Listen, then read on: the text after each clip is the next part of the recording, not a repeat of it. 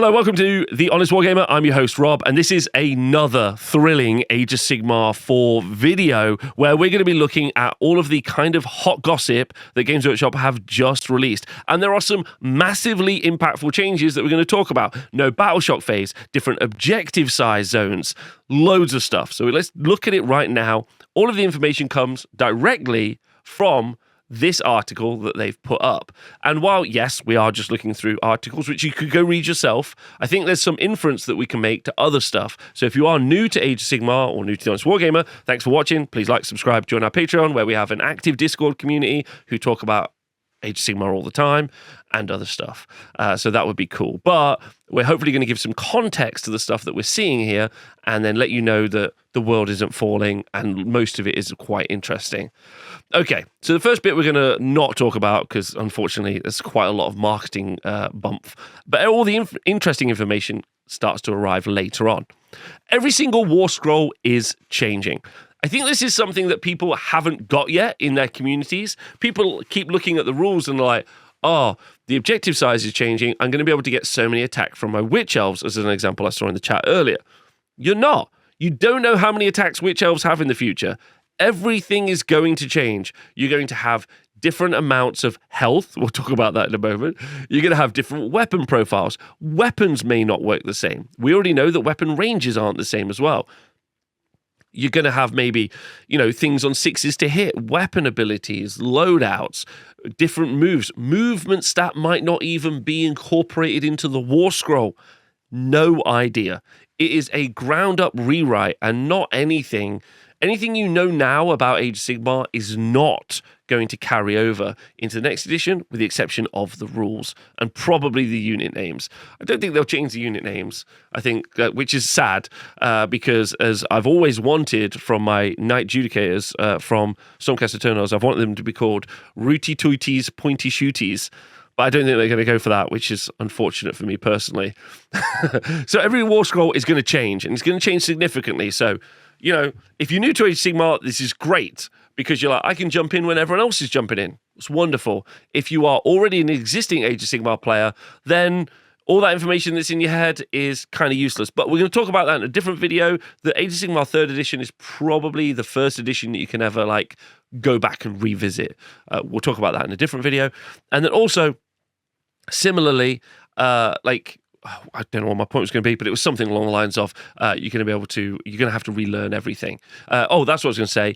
It does seem like from this marketing and all of the things we've read in this article, and if we compare it to things like the old world marketing was very much like, oh, so you're a returning player, or when you used to play Warhammer Fantasy Battle, a lot of it was for people who already played. Most of the marketing, and I would say it looks like most of the game design, feels geared towards trying to engender new people into Age of Sigmar. And that's probably because everyone who already plays Age of Sigmar is going to keep playing Age of Sigmar because the community is super dope.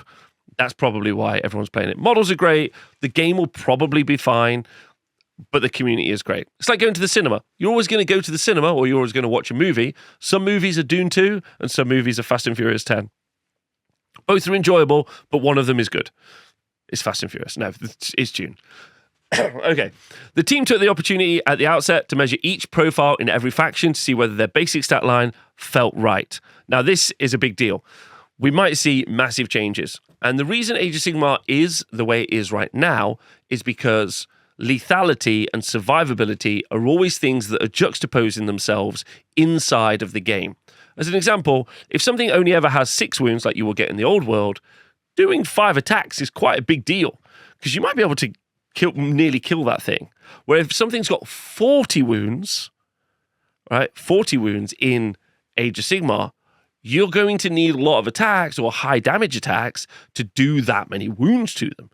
Therefore, lethality and survivability have been an ongoing problem for the rules writers in Age of Sigmar and in 40k. 40k, they definitely had that at one point, and they decided to up survivability to keep in line with lethality. And when they up lethality, because lethality is cool, you blow something up, it's cool. Yeah, you murder an orc or a human or whatever, that's cool. Lethality is the cool part. The survivability part is not normally that cool. So they're always at war with each other. So this could mean a fundamental change. For instance, if Mega Gargants didn't stay at 40 wounds, but instead they went down to, 20 wounds, you could half the lethality in the game. Not that Mega Gargants are the very pinnacle of survivability, but it's just as an example. Right. So this is a big deal. 20. Yeah, we'll talk about health in a moment. The other thing that they've said is they want their basic stat line to feel right. How does a grot stack up against a mortal human, for instance, or a Saurus against an Uruk? This is also really interesting because Games Workshop has pretty limited scope when it comes to game design because of using D6s. Almost certain they're not going to change away from D6s and they're going to move to D12. And there's lots of videos on this subject, but it's also worth talking about that when you want ones to always fail, because you probably always want there to be some failure in a game, that means you only really have 2s to 6s to be successes, which means, a grot being the worst hitting on a 6 and a Stormcast being the best and hitting on a 2, then that means that's your maximum design space. So, Orcs and Saurus feel very similar and they might all be around like the 4s, but are they elite? They're the 3s? It's a great point in that, like, if you have a very, very strong orc, you think he would wound things on 2s. But now what about a Mega Gargant when he hits on a 2? He's got a tree. He's hitting you with a giant oak and he's a massive. So they have very limited scope or very limited breadth in their game design. And so this is going to be interesting as well because they have to be fairly tight with that. Otherwise things can feel like they're not in tune with the narrative of what the miniature is. How does a grot stack up against it? So that's that. So they're going to be redesigning all that, and that's going to be really interesting because also, I assume, this is going to set the tone for what Age of Sigmar will be for the next 6 to 10 years. There will be a new edition 3 years after this release, because that's how they do that. They do a new edition every 3 years. But that's pretty fascinating that in 3 years' time, are they going to build upon this? Like, orcs always hit on 4s. Oh, that's so weird. Why do they always hit on 4s? Well, unless they're in a war, in which case they hit on 3s and they double their damage. You're like, okay, so orcs really work along this tempo thing, and then they'll be able to carry that forward. So they're redesigning what we think of the miniatures, which is honestly more fascinating than it sounds. But there we go. Over the course of this process, War Scroll design has changed, and as has the kind of information that goes on it. Some characteristics have been renamed for clarity. For instance, wounds has become health. And as I talked about earlier during the stream, before I started recording, I hate it, but it's a great decision. The only reason I hate it is because I'm used to it. My guy has 7 wounds. But to be clear, I think it's a really great decision. I think it's really helpful for new people. I have, in the past, on the tabletop, said I've done 3 wounds, and they've been like, oh, I'll put 3 wounds on my model. I'm like, no. You still get to save. And if you don't know how, at the moment, it works, don't worry about it. I won't explain it. But just know that changing from wounds to health is a positive step, if not, a little jarring for people who've been in the hobby a while, which it is, but it's a great decision. So I'm on board with that, and I love that. Great. While miniatures can now fight in melee if they're within 3 inches combat range of opponents. This is something that has been talked about a lot. In Age of Sigmar, there used to be, or in Age of Sigmar currently, but going away soon, there are weapon ranges. So if I have a spear, how do you differentiate its ability to do an attack versus, let's say, a dagger? What is the difference in that? And it seems like in this, they're now taking away weapon ranges. And they've already done some granular stuff that they've taken out of the game. For instance, there's no strength and toughness. If I'm wounding on a 3, I'm wounding a Mega Gargant on a 3, and I'm wounding a Grot on a 3. Some people don't like that.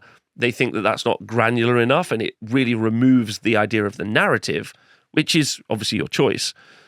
But then also weapon ranges are the same thing. Why is a spear able to stab as long as a dagger?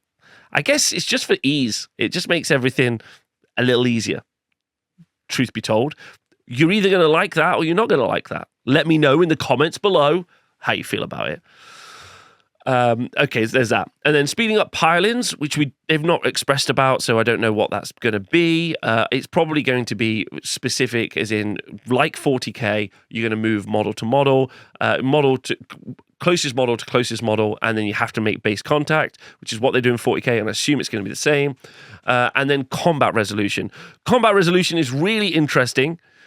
because at the minute, combat resolution or how many wounds each side takes is geared towards working out what the battle shock is going to be. But they go on to talk about the fact that battle shock has been removed from the game.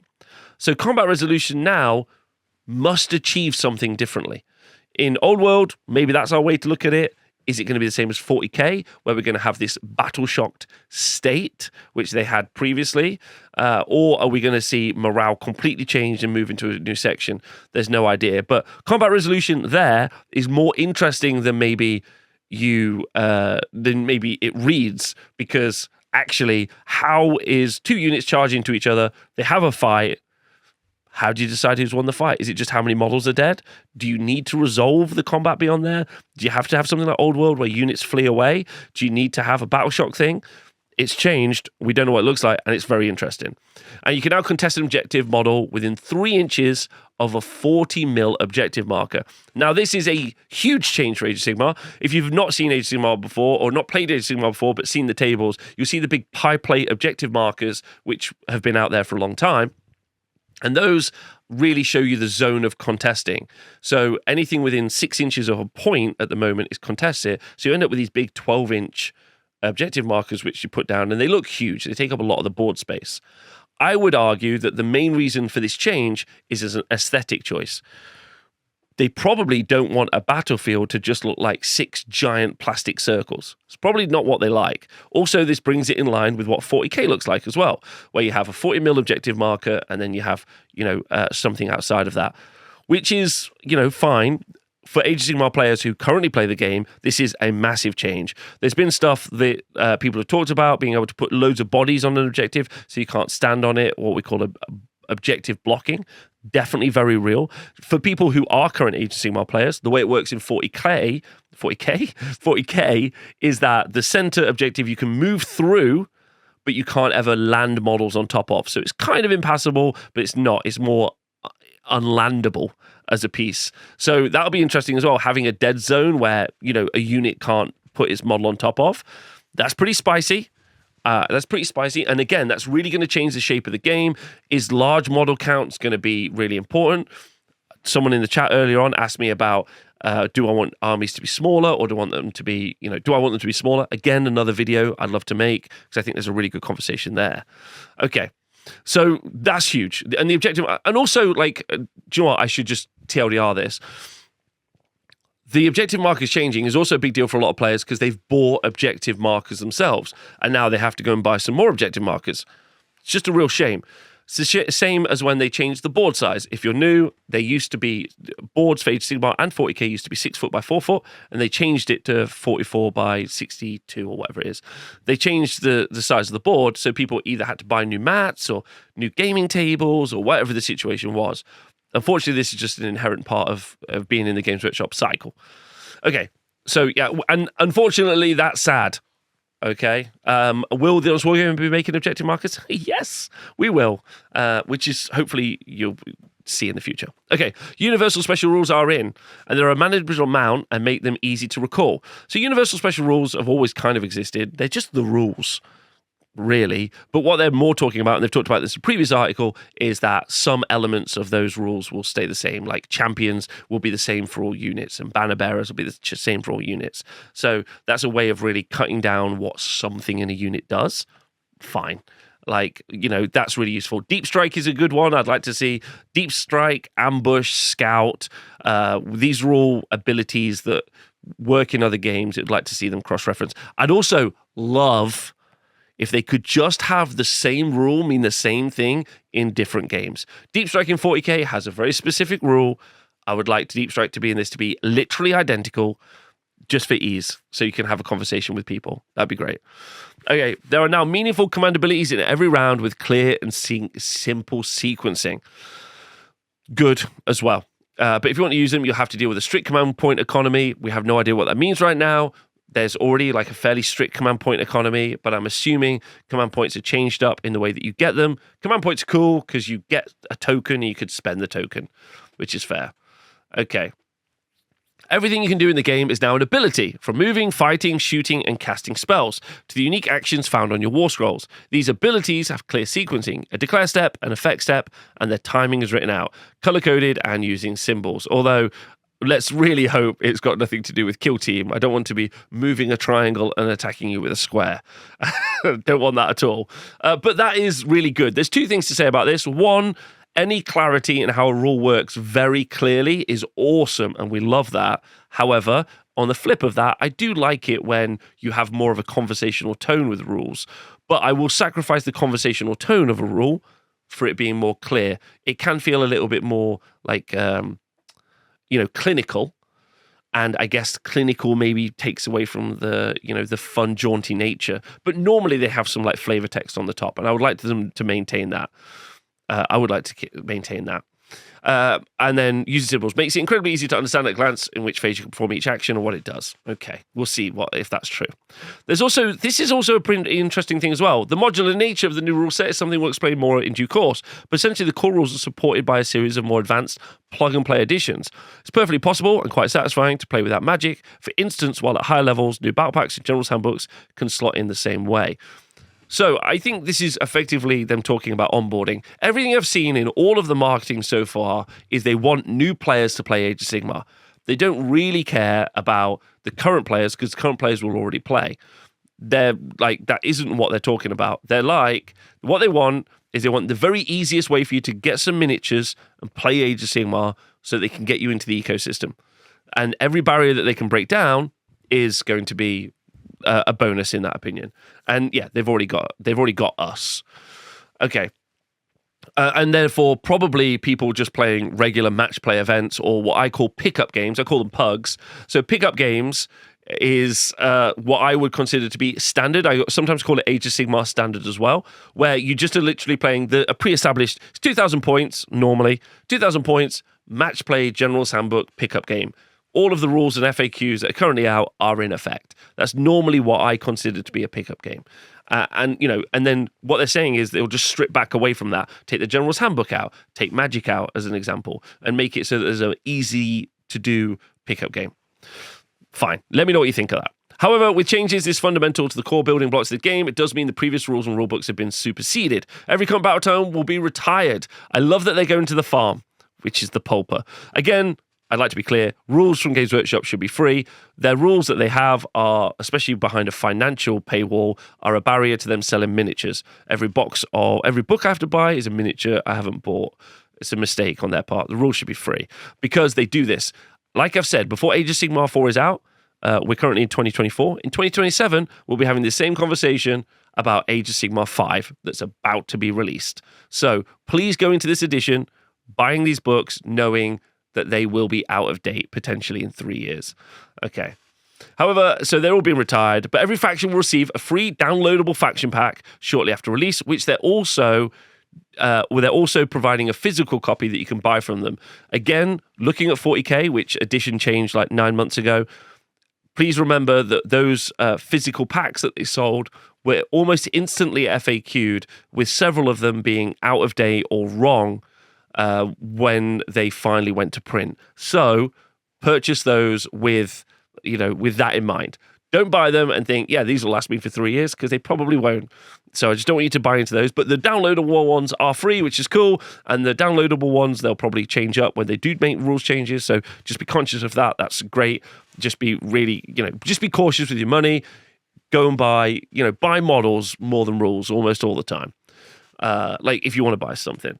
But they've got the spell laws, enhancements, and everything else. And it does sound like they'll be fairly fleshed out, but we don't know what that looks like yet. We'll see what that looks like in the future.